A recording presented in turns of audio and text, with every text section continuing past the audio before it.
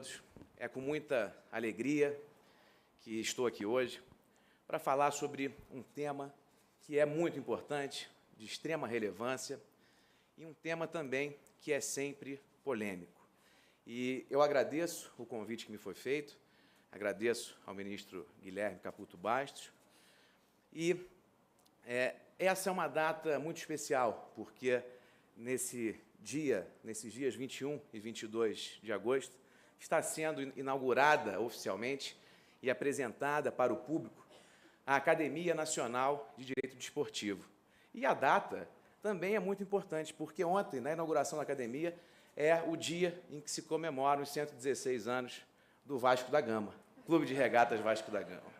Então, vejam a importância e a relevância dessa data e desse momento. Os temas que envolvem o direito desportivo, eles são sempre envolvidos de muita polêmica. É uma área que é muito nova. Todos os debates são muito recentes e são poucos aqueles que falam, que emitem uma posição definitiva, porque é muito comum que haja sempre uma reflexão, que as pessoas refluam em seus posicionamentos.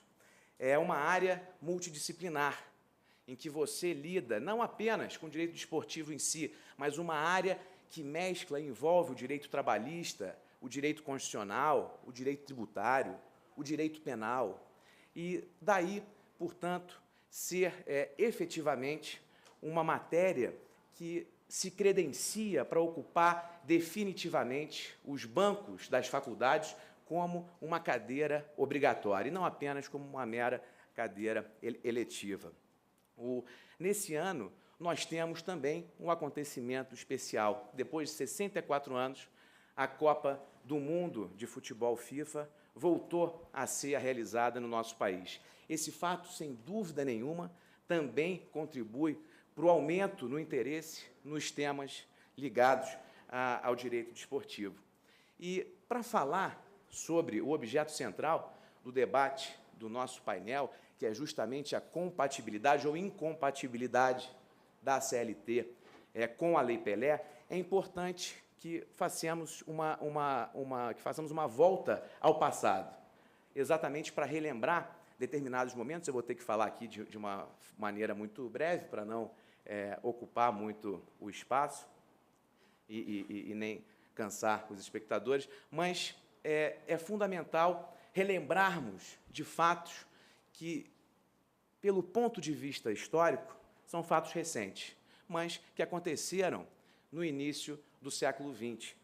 Um dos fatos emblemáticos foi, por exemplo, a conquista do Campeonato Sul-Americano de 1919 pela seleção brasileira, Campeonato Sul-Americano que hoje é a Copa América, na forma que conhecemos. Naquele campeonato, tivemos a presença de um jogador que foi um dos responsáveis pela conquista do Brasil, pela conquista do título, que foi Arthur Friedenreich. Esse jogador, eu sempre gosto de me referir a ele, até com muita reverência, porque ele simboliza a própria natureza do brasileiro. Ele é o biotipo do brasileiro, que é essa mistura de raças. E o Friedenreich, quando conquista o título e retorna para o Brasil, é carregado em triunfo pelas ruas do Rio de Janeiro e tem sua chuteira exposta durante semanas em uma joalheria da Avenida Central. E, a partir daquele momento, se pode dizer que houve uma quebra de paradigma, porque o futebol era praticado por uma minoria, apenas por uma elite, a maioria deles filhos de imigrantes ingleses, e o negro não tinha vez no futebol. E é esse jogador que é um dos primeiros a quebrar com esse paradigma. Evidentemente que há uma evolução do próprio futebol durante todo esse período, mas a mensagem que o futebol passa é justamente essa graciosa virtude de unir culturas, de unir povos, independentemente de raça, credo ou cor. E o futebol, ele tem essa virtude. E, passando de 1919, para início da década de 1930, você começa, na era Vargas, os primeiros instrumentos normativos para regulamentar o esporte, principalmente uma preocupação que era uma constante naquela época, o êxodo de jogadores brasileiros, principalmente para a Europa. E os jogadores não só brasileiros, mas Argentina, Uruguai, também viviam esse mesmo problema. Na Copa do Mundo de 1934, por exemplo, 2 argentinos foram responsáveis diretos pela conquista do título da Itália, naquele campeonato mundial, Orsi e Guaita. Um fez o gol, o outro deu o passe para o Schiavi fazer o gol, e a Itália ganha de 2-1 da Tchecoslováquia. Portanto, era ali uma preocupação não só do Brasil, mas de toda a América do Sul. Os navios que daqui saíam sempre levavam os craques para a Europa. E, na década de 1930, nós temos uma situação bem peculiar e pitoresca, que é justamente o próprio Clube de Regatas Vasco da Gama, que quebra um paradigma e admite ali, no seu elenco, a maioria de jogadores negros, grandes operários, aquelas pessoas com pouca renda, e que forma ali uma verdadeira potência no futebol. Então, é importante fazer essa volta ao passado para compreender o momento atual em que vivemos da legislação desportiva. E, atualmente, nós temos uma lei que regulamenta a atividade do atleta profissional, que é exatamente a Lei Pelé. A Lei Pelé tem peculiaridades que, exatamente em razão dessa especificidade, é o primeiro diploma a ser aplicado para o atleta. Portanto, o tema desse painel ele é bem oportuno e bem propício. Num primeiro momento, ele pode até chocar. Poxa, mas como está dizendo que há uma incompatibilidade da CLT para o atleta? E há mesmo, há essa incompatibilidade. E não é à toa que você tem a Lei 9.615 de 98, que vai regulamentar a atividade do atleta profissional. E, logo de início, nós já temos aqui uma diferenciação do próprio contrato de trabalho do atleta, que guarda características muito próprias, enquanto o contrato de trabalho do trabalhador comum pode ser aquele acordo tácito ou expresso, verbal ou escrito, obrigatoriamente o contrato de trabalho do atleta ele tem que ser por escrito. Até porque, a partir do vínculo trabalhista formal reconhecido, é que, posteriormente, vai nascer o vínculo desportivo, quando esse contrato é averbado na entidade de administração do desporto. A regra geral para o trabalhador comum é que o contrato seja por prazo indeterminado. As exceções são os contratos por prazo determinado, que é aquele contrato, por exemplo, de safra, do temporário, o contrato de experiência. E para o atleta, não. O contrato, obrigatoriamente, ele tem um prazo de duração, um período mínimo de 3 meses e um período máximo de 5 anos. O contrato de trabalho do trabalhador ordinário, ele é possível de livre estipulação, apenas com restrições quanto às normas de proteção ao trabalho. E, no contrato do atleta, existem cláusulas que obrigatoriamente devem constar desse contrato, como, por exemplo, a definição do valor do salário, a cláusula compensatória, a cláusula indenizatória, ou seja, são obrigações que, por força de lei, tem que constar daquele contrato do atleta. Então, já na própria gênese, na origem desse contrato de trabalho, já nascem essas diferenças entre o trabalhador comum e o atleta. E é por isso que se pode dizer mesmo que, em determinados pontos, a CLT é incompatível com a atividade do atleta profissional. E é por isso que existe uma legislação específica, que existe uma legislação própria. No direito do trabalho, vigora o princípio da continuidade da relação de emprego. Princípio esse, inclusive, assegurado na Constituição Federal. O ministro Maurício Godinho Delgado diz que é de interesse do trabalho a permanência do vínculo empregatício com a integração do trabalhador na estrutura e dinâmica empresariais. Apenas mediante tal permanência e integração é que a ordem justo-trabalhista poderia cumprir satisfatoriamente o objetivo teleológico do direito do trabalho, de assegurar melhores condições sob a ótica obreira, de pactuação e gerenciamento da força de trabalho em determinada sociedade. Esse é um princípio inerente para todo e qualquer trabalhador comum. Porém, quando se trata do atleta, esse princípio não é absoluto, pois a permanência no emprego para aquele jogador pode se traduzir em prejuízo para aquele atleta, porque pode cercear o direito dele procurar novos contratos, novas possibilidades. E é exatamente por isso, em razão também do período que envolve a vida de um atleta, é que há essa necessidade de uma limitação temporal, de uma estipulação de um prazo de duração do contrato de trabalho do atleta. E, portanto, esse princípio da continuidade da relação de emprego, em regra, ele não é mais vantajoso para o atleta. E havendo, inclusive, expressa vedação legal em relação a um período indeterminado de duração do contrato. Até mesmo para a renovação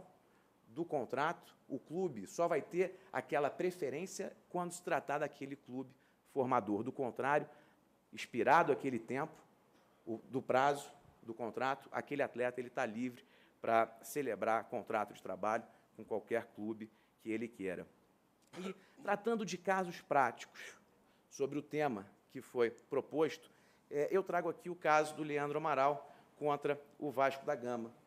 No fim do ano de 2007, esse jogador ajuizou uma ação declaratória que visava a anulação do seu terceiro contrato de trabalho, firmado com o Clube de Regatas Vasco da Gama, registrado na CBF sob o número 625.872, sob a alegação de que a renovação foi feita de forma unilateral pelo clube. Num primeiro momento, a Vara do Trabalho do Rio de Janeiro, em decisão de caráter liminar, diz que aquele contrato, de fato, não respeitou a vontade do atleta. Por essa razão, ele estaria livre para celebrar contrato com qualquer clube que ele quisesse. E, com base nessa liminar, ele celebra um contrato com o Fluminense, inclusive já passa a treinar naquele clube das Laranjeiras, de coração do meu amigo Marcelo Moura. E, evidentemente, que o clube recorre e surgem vários incidentes processuais. E um dos últimos incidentes processuais veio parar aqui no TST. Foi ajuizado como uma reclamação correcional e recebido como pedido de providência. É bem verdade que o ministro João Oreste Dallazen, na época, o corregedor do tribunal, ele não adentrou o mérito, mas, na decisão, ele demonstra ali claramente que analisou a questão específica e relativa de um atleta profissional, e não como um trabalhador comum. Porque, nesse caso do Leandro Amaral, o que poderia insinuar ou ensejar, inclusive, um vício de procedimento, se tratasse de um trabalhador comum, por se tratar de um atleta que, inclusive, estava assistido por seu procurador, a partir do momento que ele deu anuência de que estava de acordo com a renovação, bastando para o clube fazer o registro para ela se convalidar, evidentemente, mediante um aumento salarial, essa renovação seria plenamente válida. Então, o Vasco da Gama, ele exerceu aquele direito que estava contratualmente previsto. E o ministro Dallazen, ele disse o seguinte: é certo que, em última análise, todo esse panorama advém da cláusula inscrita no segundo contrato de trabalho, firmado pelo requerente, em que explicitamente contempla a possibilidade de renovação unilateral do contrato, promovida pelo Clube de Regatas Vasco da Gama, e, inclusive, prevê duração e salários. Entretanto, a pretendida declaração de nulidade do contrato CBF 625.872, estabelecida entre o requerente e o Clube de Regatas Vasco da Gama, bem como a restauração dos efeitos do contrato de trabalho firmado com a agremiação Fluminense Futebol Clube, sob o número CBF 597.313, traduzem questões de cunho essencialmente jurídico, cujo exame refoge a atuação administrativa da Corregedoria Geral da Justiça do Trabalho. Ademais, não se trata de assegurar ou não ao requerente o direito ao trabalho, sagrado e constitucional. Tal direito está plenamente garantido junto ao Clube de Regatas Vasco da Gama, aliás, por um salário nada desprezível, de R$100 mil mensais. Está claro que o requerente não é obrigado a prestar labor a uma agremiação esportiva, com a qual se incompatibilizou virtualmente, ou que, por qualquer motivo, não consulte mais aos seus interesses. Nesse caso, é ilícito rescindir o contrato renovado, desde que suporte a respectiva cláusula penal, que, até como imperativo ético, é válida para ambos os contratantes, não apenas para a agremiação esportiva.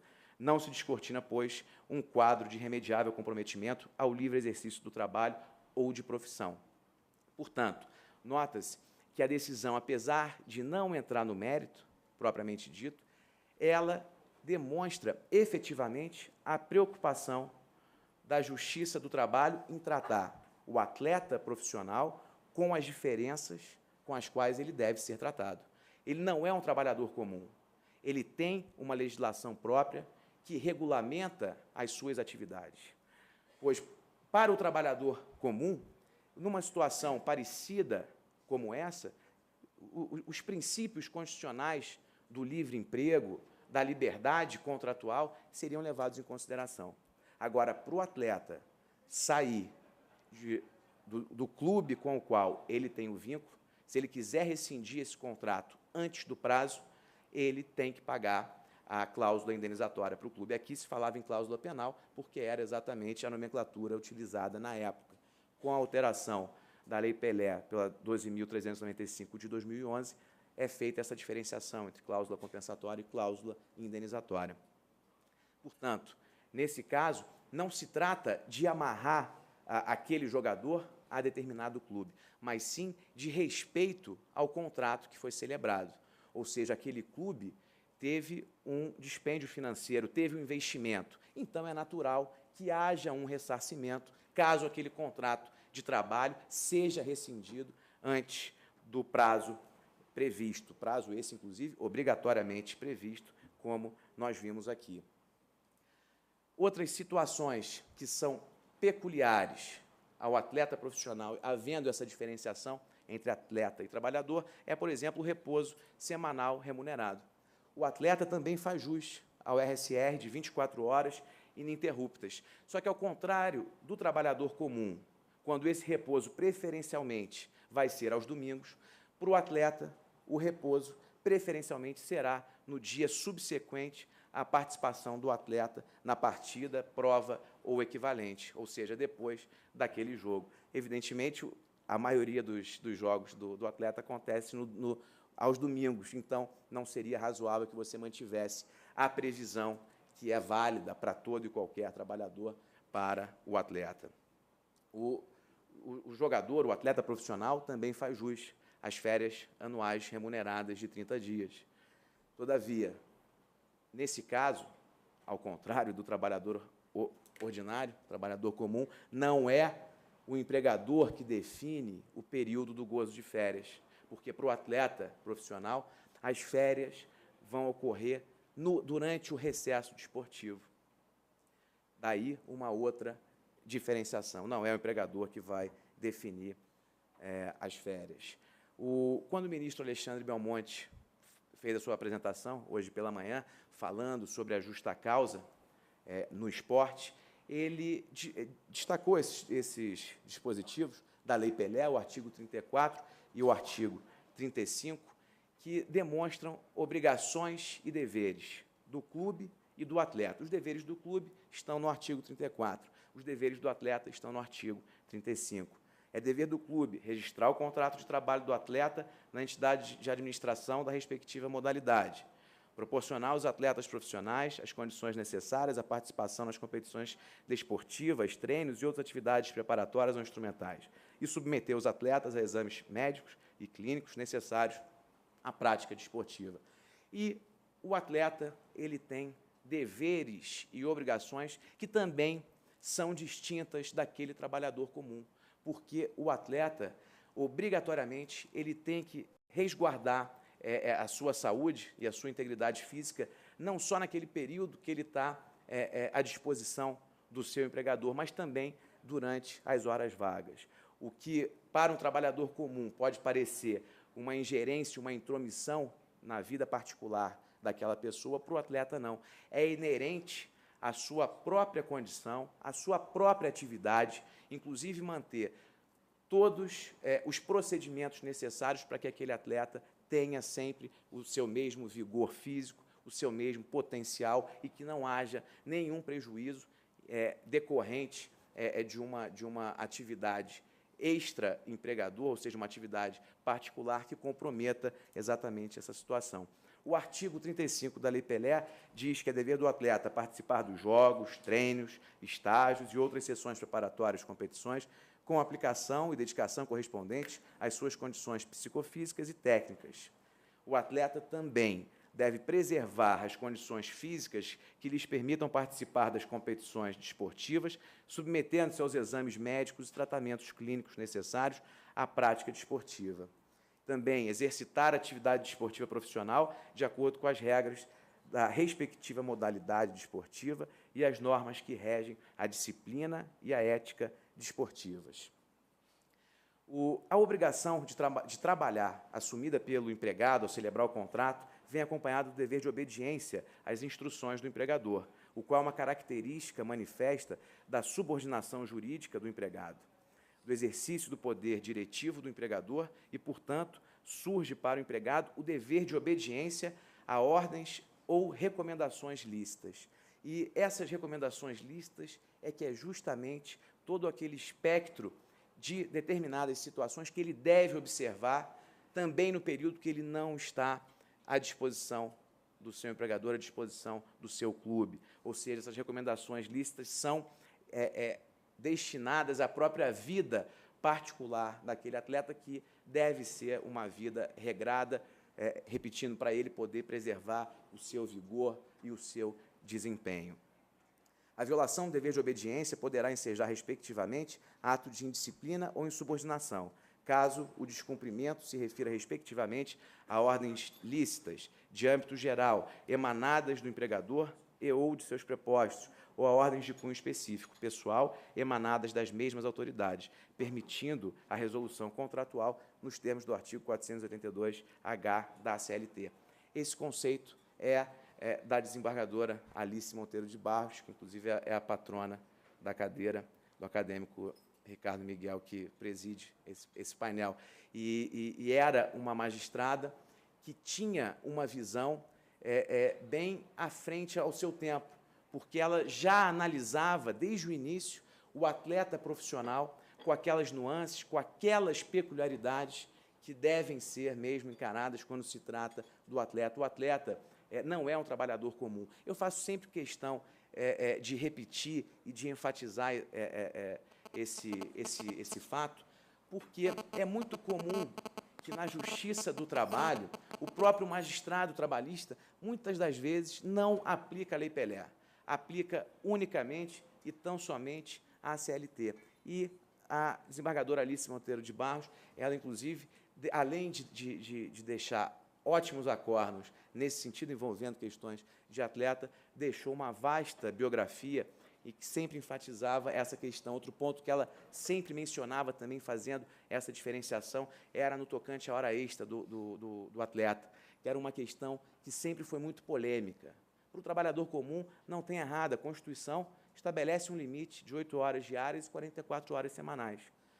A Lei 12.395, de 2011, ela limitou o tempo. Eu não gosto de falar jornada semanal, porque jornada ela é diária, né? Já seria até um pleonasmo falar em jornada diária, mas o limite de trabalho do atleta é de 44 horas semanais.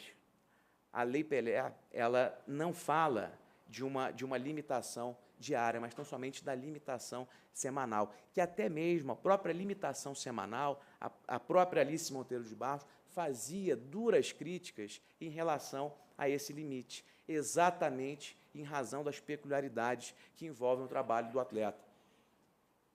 No mesmo momento que ele tem o dever de preservar a sua integridade física durante toda a sua vida profissional ativa, ele também tem goza de determinados, também não gosto de falar de privilégios, mas seria alguma coisa nesse sentido, goza de privilégios no tocante ao cumprimento do seu mistério, ou seja, ao desempenho do seu trabalho, porque nenhum clube, em sã consciência, vai submeter o seu atleta, o seu jogador, a uma jornada extenuante, sob pena, inclusive, de provocar uma fadiga muscular, de provocar contusões, que isso vai ter consequência para o clube. Inclusive, um dos painéis aqui, uma das palestras dessa mesa vai ser exatamente isso, a responsabilidade do clube.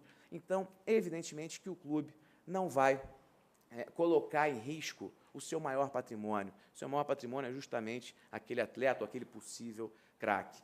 Então, você falar em limitação de jornada para o atleta, o mais indicado para fazer essa limitação vai ser o próprio clube, que certamente vai adotar medidas para preservar a integridade física do seu atleta. Portanto, o atleta profissional, ele tem deveres, sim, são deveres que são rígidos, até mesmo porque a vida útil de um atleta é muito curta, Um atleta ele vai jogar com aquele mesmo vigor por um período ali, a gente está falando de 15 anos, alguma coisa nesse sentido, menos até, e por essa razão é que há essa necessidade de uma preservação das suas condições físicas. Esse, senhoras e senhores, é um tema, né, os deveres do atleta, e esses casos práticos, eles são muitos, exemplos não faltam, mas a mensagem que eu gostaria de trazer aqui é que o atleta profissional, ele não pode ser encarado de maneira nenhuma como um trabalhador comum.